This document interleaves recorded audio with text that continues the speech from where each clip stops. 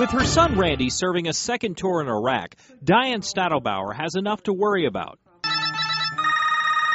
Obnoxious and very sarcastic. And without repeated calls from debt collectors trying to hunt down the Army soldier. What kind of a welcome home is this? You're threatening to have legal action waiting for him when he steps off the plane back into the country. Diane says she and her husband received at least 10 calls, even though Randy hasn't lived with them in more than a decade.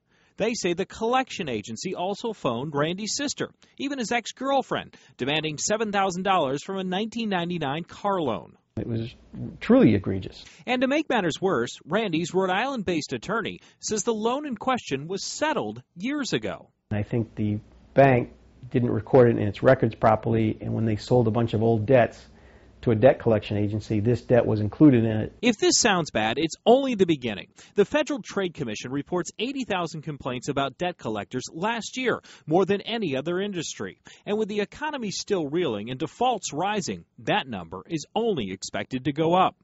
These telephone recordings show just how far some collection agencies will go. I'll give you till noon today. If I don't hear from you, I will have the sheriff's department at your doorstep. You're a piece of shit. Don't pay your bills. You can go on vacation for a whole week, but you can't pay your obligation. I'm going to call you till you die. I want my money, man. I ain't no punk. They're using these strong-arm tactics to just basically flaunt the law. Arlington attorney Yvonne Rosemarin represents a local man who owes a credit card company. On a voicemail, you can hear a collector make an offensive remark right before hanging up the phone. Please give us a call as soon as possible. They called him a double F epithet, referring to the fact that he's gay and using the F word. The truth is, even if you owe money, you have rights. The 1977 Fair Debt Collection Practices Act spells out clearly what debt collectors can and cannot do. And consumers are also protected by state laws. They cannot call your place of work if you tell them not to. Massachusetts Attorney General Martha Coakley says debt collection is the fourth biggest complaint to the state's consumer hotline. And these are some of the important things consumers should know. Bill collectors must be licensed in the state they're collecting. They have to send a written notice of what's owed if requested. They can't curse or make threats.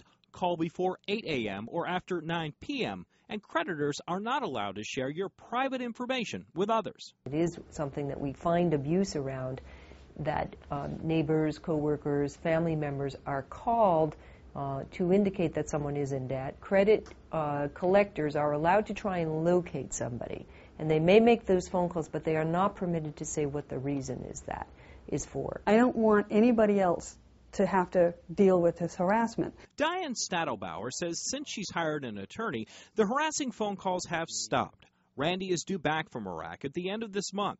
After 6 months fighting in a war zone, he will now be forced to fight a collection agency over money his family says he doesn't owe.